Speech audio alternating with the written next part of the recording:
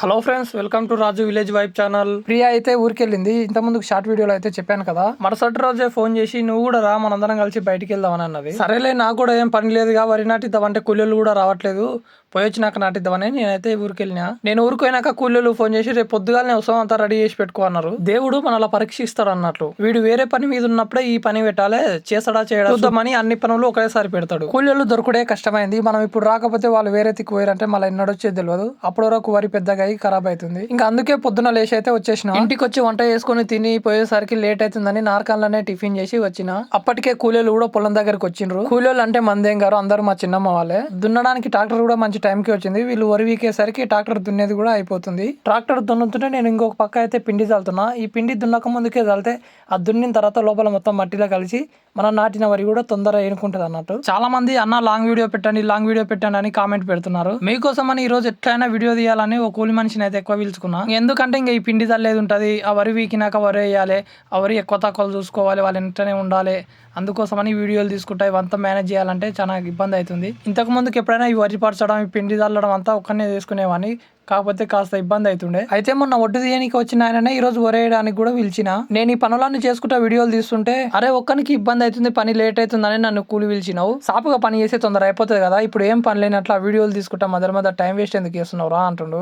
అయితే ఈ వీడియోలు నేను ఎందుకు తీస్తున్నా అనే సంగతి తెలియక ఆయన అట్లా అన్నాడు. ఆయననే కాదు చాలా మంది ఈయనకేం పని లేక వీడియోలు తీసుకుంటున్నట్లుండు అని అనుకుంటుండ్రు. అట్లా అనుకునే వాళ్ళందరికీ నాకు సమాధానం చెప్పాలని లేదు. ఇప్పుడు కాకపోయినా ముందు ఈ ఛానల్ నుంచి కూడా ఎంతో కొంత సంపాదిస్తూ సక్సెస్ కొడతానని నమ్మకంతో చేస్తున్నాను. ఇప్పుడు నేను చేస్తున్న పని వాళ్ళకి టైం పాస్ లాగానే అనిపించవచ్చు, కానీ ఎన్నడో ఓ నాడైతే ఖచ్చితంగా నేను సక్సెస్ కొడతా. ఆ సక్సెస్ ను చూసి నేను చేసింది టైం పాస్ కాదు, అది కూడా ఒక హార్డ్ వర్క్ అనేది అప్పుడు అర్థమవుతుంది వాళ్ళకు. అందుకే నేను ఇప్పుడు వాళ్ళకి ఏం సమాధానం చెప్పట్లేదు. నీళ్ళు అయితే తాబేలు దొరికింది, ఇది ఎక్కడి నుంచి వచ్చిందో ఏమో. ఇంకా నయం, ఇది ట్రాక్టర్ దున్నక ముందుకే దొరికింది. ట్రాక్టర్ ఇట్లా తొక్కింటే చనిపోతున్నానేమో పాపం. నేను పట్టుకునేసరికి అది భయపడ్డట్లుంది, అది బయటికే వెళ్తలేదు. పక్కనే కాలువ ఉంది, ఆ కాలువల నుంచి ఇళ్ళకి వచ్చినట్లుంది. తీసుకెళ్లి మళ్ళీ ఆ కాలువల్ని వదిలేసిన. దాన్ని మొత్తం 3 మళ్ళు ఉన్నాయి. ఇవి 2 మళ్ళు అయితే పిండిదాలు అయిపోయింది. ఇంకా లాస్ట్ మడిలో చల్లుతున్నా. వరేయడానికి వచ్చిన ఆయన నాకు బాబాయ్ అవుతాడు. ఈ లాస్ట్ మడి వరికి చాలా దూరం ఉంది. వరి గుంజి చాలా యాస్టక్ వస్తుందని మావి ఎడ్లున్నాయి కదా, వాటిని కట్టి గుంజుదాం పట్టని ఎడ్లని కట్టి అయితే నారు గుంజుకొస్తుండు. వరి వీక్ అయితే అయిపోయింది, వరి నాటడం కూడా స్టార్ట్ చేసిరు. ఇంకా చాలా మంది కోళ్ల ఫారం గురించి అయితే చాలా డౌట్లు అడుగుతున్నారు. కోళ్ల ఫారం అయితే మా సొంతానిదే, మాదే. దానికి ఎంత ఖర్చు వచ్చిందని కొంతమంది అడుగుతున్నారు. నేను కట్టిన షెడ్డుకి అయితే 28 నుంచి 30 లక్షల మధ్యలో అయింది. మామూలుగా అయితే 25 లక్షల వరకు కావాలి దానికి. కాకపోతే మా దానికి కొద్దిగా ఎక్కువ అయింది. ఎందుకంటే మా పొలం జర డౌన్ లాకుండే, బేస్మెంట్ 5 ఫీట్లు లేపాల్సి వచ్చింది. అందుకు దానికి రాయి ఎక్కువ పట్టడం, సిమెంట్ ఎక్కువ పట్టడం, ఇసుక ఎక్కువ పట్టడం, అందులో నింపడానికి మట్టి మా ఊర్లో లేక వేరే ఊర్ల నుంచి టిప్పర్లతో 300 ట్రిప్పుల దాకా కొట్టించింది. ఇవన్నీ ఎక్కువ అయ్యేసరికి మనకు షెడ్ కట్టడానికి ఖర్చు కూడా చాలా ఎక్కువ వచ్చింది. ఈ షెడ్ వల్ల లాభం ఎంత వస్తుంది, మేము కూడా కడదామని కొంతమంది అడుగుతున్నారు. మనం అనుకున్నంత ఈజీగా అయితే ఇందులో లాభాలు రావు. కోళ్ల ఫారం పెడితే చాలా అందులో పని ఎక్కువేం ఉండదు, లక్షలు సంపాదించవచ్చు అని అనుకుంటారు కొంతమంది. కానీ అందులో చాలా హార్డ్ వర్క్ ఉంటుంది. హార్డ్ వర్క్ చేస్తేనే తప్ప మనకు లాభం రాదు.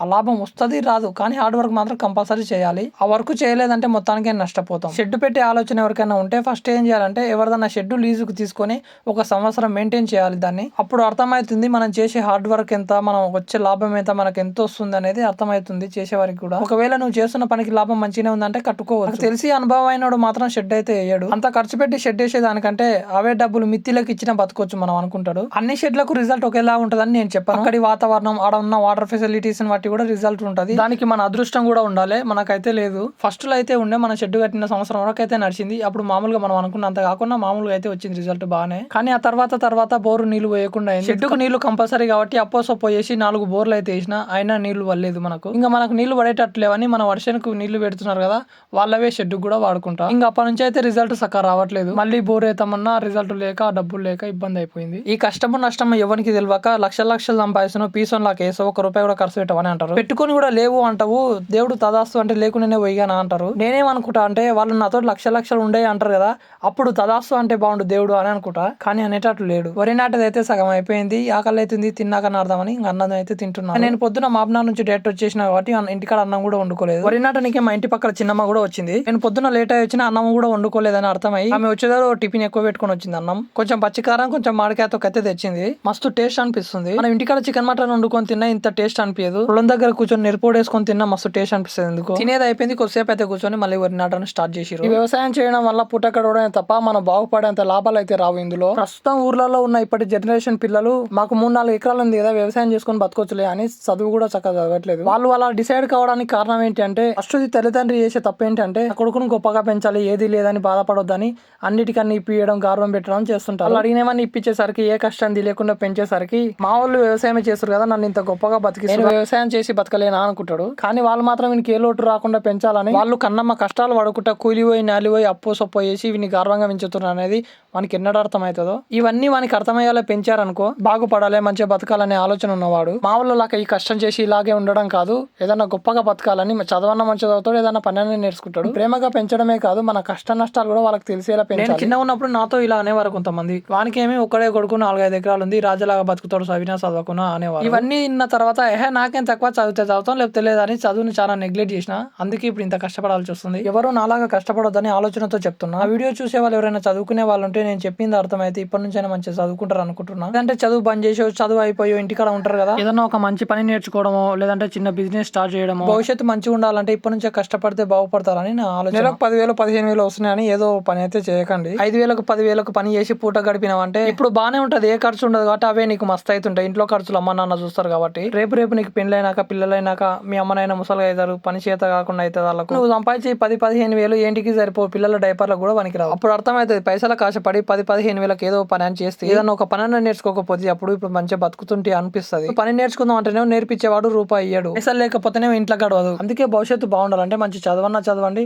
లేదంటే ఒక మంచి పని నేర్చుకోండి. ఏ వీడియో 25 ఏళ్ళు కూడా సకలేవు, పెద్ద అనుభవం అయిన లాగా మొత్తం చెప్తున్నా అనుకుంటున్నా. ఇంత చిన్న వయసులోనే తల్లిదండ్రి లేకుండా పెరిగి పెళ్లి చేసుకుని 3 పిల్లల్ని కానీ వాళ్ళని పోషిస్తున్నా. ఇంట్లో ఏ అవసరం పడ్డా ఏది తక్కువ కాకుండా కష్టపడి చేసి అన్నిటికన్నీ తెచ్చి పెడుతున్నా. ప్రజెంట్ ఉన్న జనరేషన్ లో నేను చూసింది అయితే ఇప్పుడు లక్షల కట్నాలు ఇస్తే తప్ప పెళ్లి చేసుకోవట్లేదు. ఇచ్చే కట్టానికో వాళ్ళకున్న ఆస్తినో చూసి పెళ్లి చేసుకుంటారు. అన్ని ఇచ్చినాక చేసుకున్న పిల్లని మంచిగా చూసుకుంటారా అంటే అది తుమ్మినా దగ్గినా జ్వరం వచ్చినా వాళ్ళ తల్లిదండ్రులు వచ్చే చూపించాలి. ఫస్ట్ డెలివరీ అంటారు, సెకండ్ డెలివరీ అంటారు, అన్నిటికీ వాళ్ళే ఖర్చు పెట్టుకోవాలి. దానికి చీర కావాలన్నా రై కావాలన్నా వాళ్ళే వచ్చి ఇప్పించిపోవాలి. అందరినీ అనట్లేదు, చేసుకున్న పిల్లాన్ని పోషించడానికి చేత కానీ ఈతలు పడుతుంటారు కొంతమంది. ఇలా ఏదానికి రూపాయి ఆశపడకుండా నా కుటుంబాన్ని నేను సాదుకుంటున్నా. ఈ నా జర్నీలో నష్టాలు చూసినా కష్టాలు చూసినా, నాన్న చనిపోయినందుకు బాధను అనుభవిస్తున్నా, ఆ దేవుడు నేను కోరుకున్నట్టు 2 కొడుకులను బిడ్డనిచ్చినందుకు సంతోషాన్ని అనుభవిస్తున్నా. నా పిల్లల భవిష్యత్తు కోసం లక్షల్లో అప్పు చేసి ఓ బిజినెస్ స్టార్ట్ చేసిన, అప్పులు తీర్చడం కూడా చేస్తున్నా. ఈ అనుభవంతో చెప్తున్నా, పైసలు సంపాదించే మార్గాన్ని ఎంచుకొని ఇప్పటి నుంచే కష్టపడండి, తర్వాత నీ ఫ్యూచర్ నీ పిల్లల ఫ్యూచర్ బాగుంటుంది. ఇదంతా మీకు చెప్పుకుంటా పాత అన్ని గుర్తుకొచ్చి నేను డిప్రెషన్ లోకి వెళ్ళిపోయేటట్లుండా. ఇది ఇంతటితో బంధితం. వాళ్ళ పిండి తల్లి వరేసి ఆ కర్రీ అట్లా తిరిగేసరికి బాగా అలసిపోయినా. మధ్యాహ్నం కూడా మొహమాటానికి కొద్దిగానే అన్నం తిన్నా. బాగా ఆకలి అవుతుంది ఇప్పుడైతే. ఇలా బాగా ఆకలి అయినప్పుడు ఎందుకో నాకు నాన్ వెజ్ తో తినాలనిపిస్తుంది. మనకేమో చికెన్ నచ్చదు, మీకు తెలిసే కదా.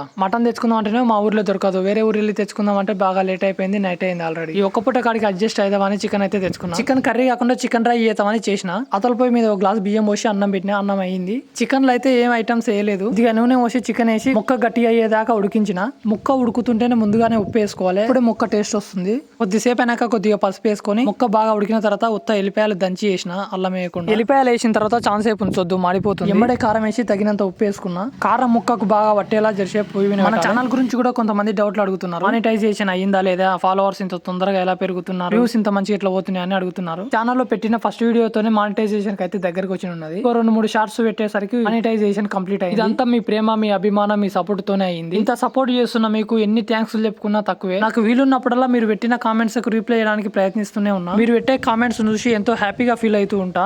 మీరు చూపిస్తున్న ప్రేమకు, మీరు ఇస్తున్న సపోర్ట్ కి చాలా హ్యాపీ అనిపిస్తుంది. ఇంతమంది నాకు సపోర్ట్ చేస్తున్నారు. పని ఎక్కువ వీలు కాకపోయినా సరే మీకోసం కంటిన్యూగా వీడియోస్ పెట్టడానికి ట్రై చేస్తున్నా. చికెన్ డ్రై అయితే మొత్తం రెడీ అయింది. ఇప్పుడు గుర్తొస్తుంది నాకు, తినడానికి అన్నం వండుకున్నా, అందులో గ్రేవీ లేకుండా అన్నం ఎట్లా తినాలని. మనకేమో గ్రేవీ లేకపోతే అన్నం తినబుద్ధి కాదు. ఇంకెట్లయితే అట్లా అయిందని కొన్ని నీళ్ళు అయితే పోసి మళ్ళీ పెట్టినా. కొద్దిగా మసిలి దగ్గరికి అయిన దాకా పెట్టాలి. కొంతమంది మేము ఎప్పటి నుంచో వీడియోస్ పెడుతున్నాం, మాకు వ్యూస్ రావట్లేదు, సబ్స్క్రైబర్స్ పెరగట్లేదు అంటున్నారు. అంత ఈజీగా ఎలా వస్తారండి? మేము కూడా ఫస్ట్ ఛానల్ స్టార్ట్ చేసినప్పుడు 1 సంవత్సరం మొత్తం ఉత్త వీడియోస్ పెట్టుకుంటూ పోయినాం. వ్యూస్ వచ్చినా రాకున్నా సబ్స్క్రైబర్ల గురించి ఆలోచించకుండా వీడియోస్ అయితే కంటిన్యూగా పెట్టుకుంటూ పోయినాం. ఆ ఛానల్ పెట్టి చాలా రోజులు అయిందని ఛానల్ తీసేసి ఇప్పుడున్న కొత్త ఛానల్ అయితే స్టార్ట్ చేసినాం. ఈ ఛానల్లో కొంచెం క్లియర్ గా, కొంచెం క్వాలిటీగా వీడియో మనకు నచ్చినట్లు కాకుండా చూసే వాళ్ళకు నచ్చేలా రకరకాల వీడియోలు పెట్టేది. తను ఫోన్ లో చూసి నేర్చుకున్న మగ్గం వర్క్ వి గానీ, మిషన్ వి గానీ, క్రాఫ్ట్ వి గానీ ఇవన్నీ చేసి పెట్టేది. చిన్న పిల్లల్ని పెట్టుకుని ఇంత కష్టపడుతూ ఒక్కతే చూసుకుంటూ ఈ వీడియోస్ చేసి పెడుతుంది. తను చెప్పే మాటలు కంటెంట్ నచ్చి మెల్లమెల్లగా సబ్స్క్రైబర్లు పెరగడం, వ్యూస్ రావడం అయితే స్టార్ట్ అయింది. లక్ లో ఏదో ఒక వీడియో అయితే వ్యూస్ బాగా వచ్చినాయంట.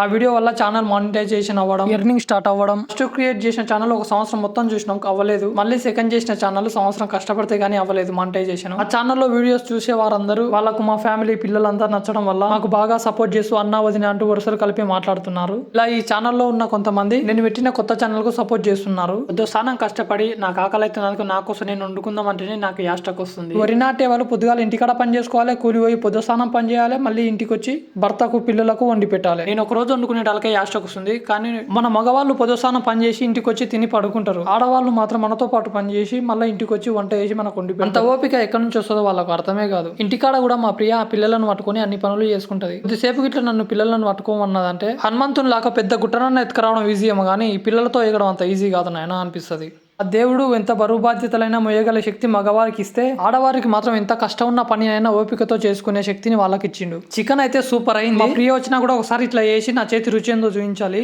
అమ్మో ఇంత టేస్ట్ గా ఉంది, నువ్వు చేస్తేనే బాగుందని తెచ్చినప్పుడల్లా నన్నే చేయమంటే అబ్బో వద్దులే నాయన. నా ముఖంలో వంట అయ్యే ముందు వంట అయిన తర్వాత చేంజ్ కనబడుతుంది. మరి అంతే కదా, మనం తెలంగాణలో ముందుకే సుక్కలేందే ముక్క దిగదు. అందుకే ఈ రోజు బాగా అలసిపోయినాం. ఇంకా ఒక్కనికి థమ్స్అప్ తాగబుద్ది కాదని మా దశానికి ఫోన్ చేసి ఇంటికే తీసుకురారా థమ్స్అప్, ఇంటికనే దాదాం ఒక్కనే ఉండా అని చెప్పిన.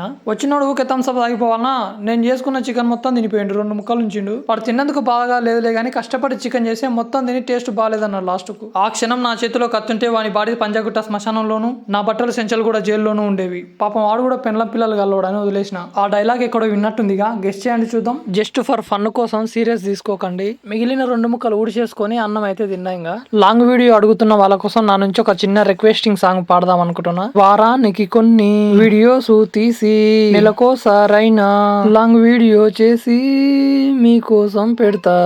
డ్యాన్స్ వీడియోస్, కామెడీ వీడియోస్ ఉంటాయి, మోటివేషన్ వీడియోస్ కూడా పెడుతూనే ఉంటా. హల్లల్లో హల్లో హల్లో హల్లో హల్లల్లో మాకు సపోర్ట్ చేస్తున్న అందరికి ధన్యవాదాలు. హల్లల్లో హల్లో హల్లో హల్లో హల్లల్లో మీ ప్రేమ సపోర్ట్ ఎప్పుడు మాకు ఇట్లే ఉండాలో. మళ్ళీ లాంగ్ వీడియో పెట్టే వరకు షార్ట్ వీడియోస్ చూస్తూ మాకు సపోర్ట్ చేస్తారని కోరుకుంటూ ఉంటాం. అలా బాయ్.